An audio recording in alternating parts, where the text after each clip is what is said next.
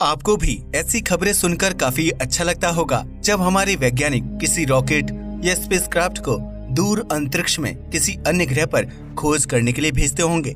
साथ ही उस रॉकेट या स्पेसक्राफ्ट से भेजी गई सैटेलाइट से मिलने वाली इंफॉर्मेशन का भी आप काफी इंतजार करते होंगे। लेकिन क्या आपने कभी ये सोचा है कि यह रॉकेट या स्पेसक्राफ्ट जब हमारे वैज्ञानिक किसी अन्य ग्रह पर भेजते हैं तो इसकी क्या प्रक्रिया रहती है, और साथ ही हर ग्रह पर पहुंचने के लिए इन्हें कितना समय लगता होगा?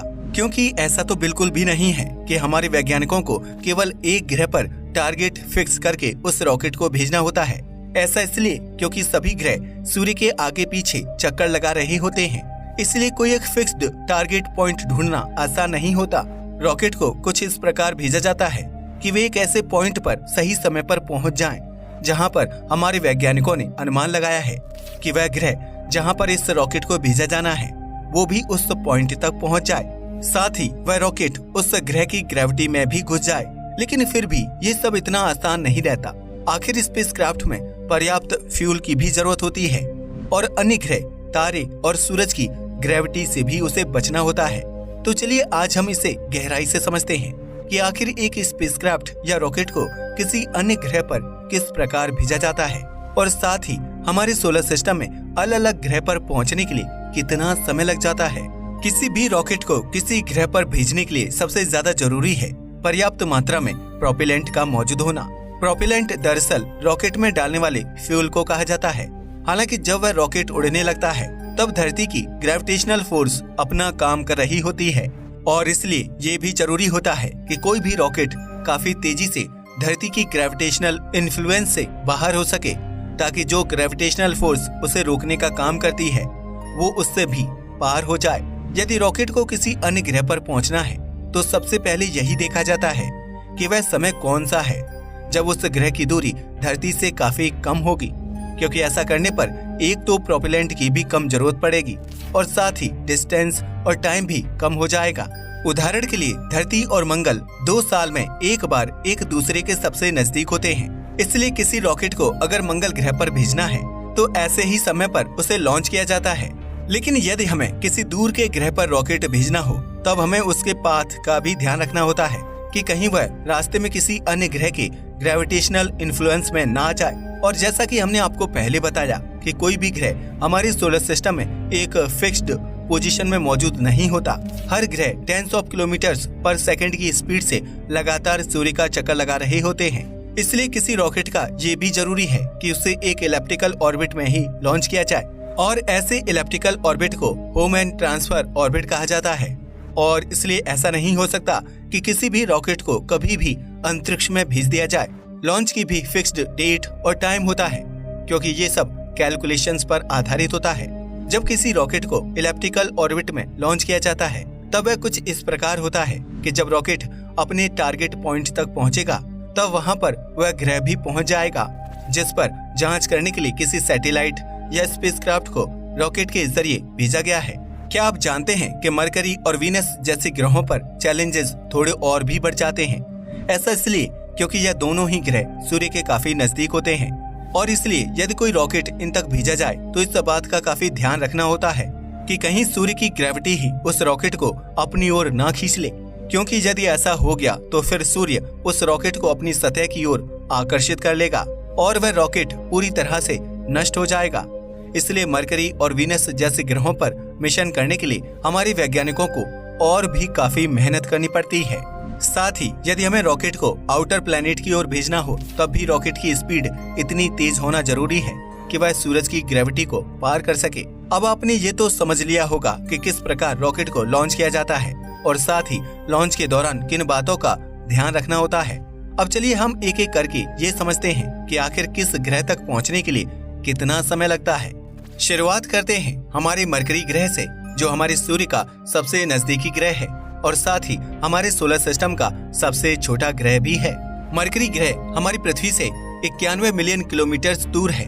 लेकिन आपको ये बात जानकर काफी हैरानी होगी कि इस ग्रह पर अब तक काफी कम मिशंस किए गए हैं। ऐसा इसलिए क्योंकि इस ग्रह पर रॉकेट या फिर स्पेसक्राफ्ट को भेजना काफी मुश्किल होता है, क्योंकि यदि कोई रॉकेट मरकरी की तरफ भेजा गया तो इस बात की काफी ज्यादा संभावना होती है कि सूर्य की ग्रेविटी ही उस रॉकेट को अपनी ओर खींच लेगी और उसे नष्ट कर देगी। इसलिए यदि हमें मरकरी ग्रह पर किसी रॉकेट को भेजना है तो हमें उसकी स्पीड इतनी ज्यादा तेज रखनी होगी कि आप मान लीजिए कि वह अंतरिक्ष में एक बंदूक से निकली हुई गोली की तरह ही होगा। इसलिए इस ग्रह पर किसी रॉकेट को भेजने के लिए सबसे पहले तो ओमेन ऑर्बिट में ही इसे भेजना होगा और मरकरी के केस में यह ऑर्बिट लगभग 310 मिलियन किलोमीटर लंबा पड़ेगा। साथ ही रॉकेट को मरकरी तक पहुंचने के लिए 106 दिन का समय भी लग जाएगा। और दूसरा, जैसा कि हमने आपको पहले ही बताया कि रॉकेट की स्पीड काफी तेज रखनी होगी, लगभग 58 किलोमीटर पर सेकंड के हिसाब से। हालांकि ऐसा भी नहीं है कि मरकरी पर कभी कोई मिशन किया ही नहीं गया हो। साल 1974 में मैरिनर 10 नाम का एक प्रोब मरकरी पर भेजा गया था और उससे हमारे वैज्ञानिकों को इस ग्रह के बारे में जानने को काफी कुछ मिला। मरकरी के बाद दूसरा ग्रह आता है वीनस यानी कि शुक्र। यह ग्रह धरती से 41 मिलियन किलोमीटर की दूरी पर है। यदि हम इसके होमन ऑर्बिट की बात करें तो इसका डिस्टेंस लगभग 402 मिलियन किलोमीटर लंबा है। लेकिन क्या आप जानते हैं कि यदि हम वीनस ग्रह पर भेजे गए स्पेसक्राफ्ट का इतिहास देखें तब आप ये पाएंगे कि हर एक स्पेसक्राफ्ट को वीनस ग्रह तक पहुंचने के लिए अलग समय ही लगा है।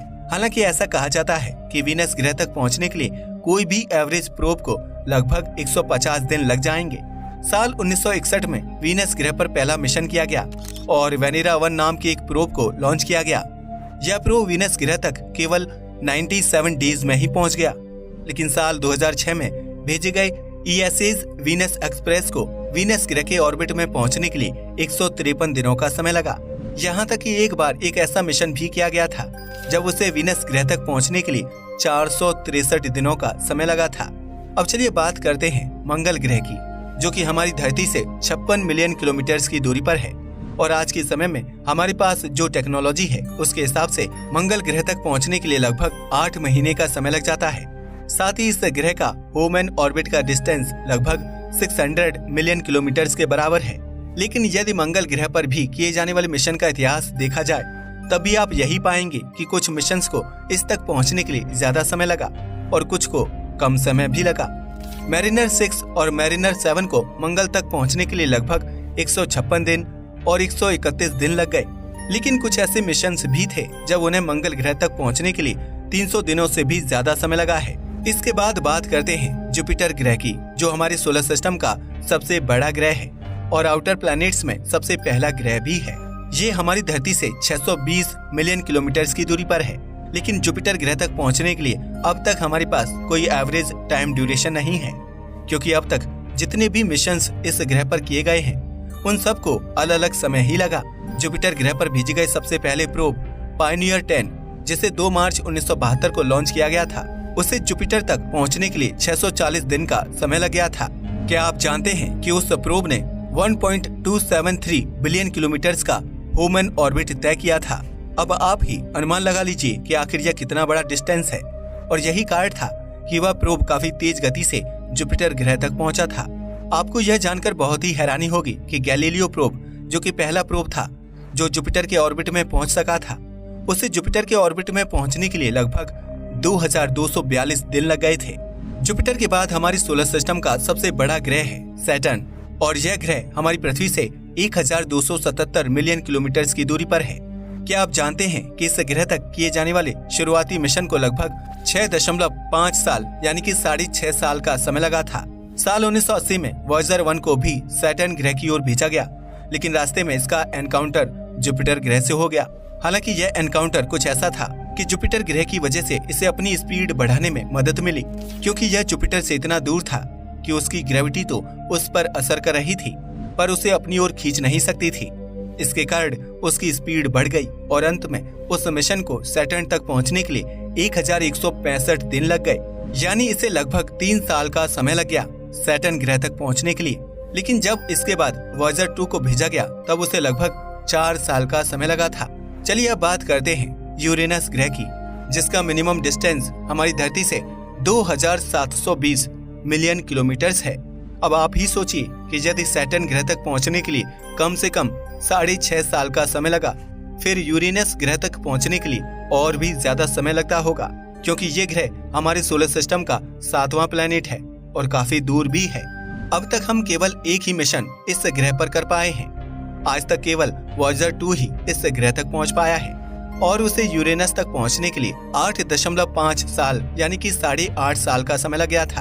हालांकि यह समय वैज्ञानिकों के अनुमान लगाए गए समय से काफी कम था, लगभग आधा ही था, क्योंकि इसके ह्यूमन ऑर्बिट से लगभग इस ग्रह तक पहुंचने के लिए 16 साल का समय लग सकता था। लेकिन यह समय आधा इसलिए हुआ क्योंकि जुपिटर और सैटर्न के ग्रेविटेशनल इन्फ्लुएंस के कारण इससे काफी मदद मिल गई, बिल्कुल वैसे ही जैसा हमने आपको पहले भी बताया। अब बारी है आखिरी ग्रह नेपट्यून की। हम जानते हैं कि आपको आज की यह जानकारी काफी दिलचस्प लग रही होगी, लेकिन क्या आप ये अनुमान लगा सकते हैं कि नेपट्यून ग्रह तक पहुंचने के लिए कितना समय लगता होगा? इसका मिनिमम डिस्टेंस हमारी पृथ्वी से 4,347 मिलियन किलोमीटर है। इस ग्रह पर भी अब तक केवल एक ही प्रोब पहुंच पाया है, क्योंकि ये तो आप समझ ही गए होंगे कि ये हमारी पृथ्वी से कितना दूर है। इस ग्रह तक भी वॉयेजर 2 ही अब तक पहुंच सका है और इसका भी एनकाउंटर यूरेनस ग्रह से हुआ था। आपको जानकर बहुत ही हैरानी होगी कि इससे पृथ्वी से नेपट्यून तक पहुंचने के लिए 12.5 साल का समय लग गया था। इतने में तो एक छोटा बच्चा भी काफी बड़ा हो चुका होता है। अब आप ही सोच लीजिए कि यह मिशन आखिर कितने मुश्किल होते हैं और सबसे जरूरी इनका सक्सेसफुल होना होता है, क्योंकि यदि इतने वर्ष बाद और इतनी मेहनत के बाद भी यदि यह मिशन फेल हो जाए तो हमारे वैज्ञानिकों का कितना मनोबल टूटेगा।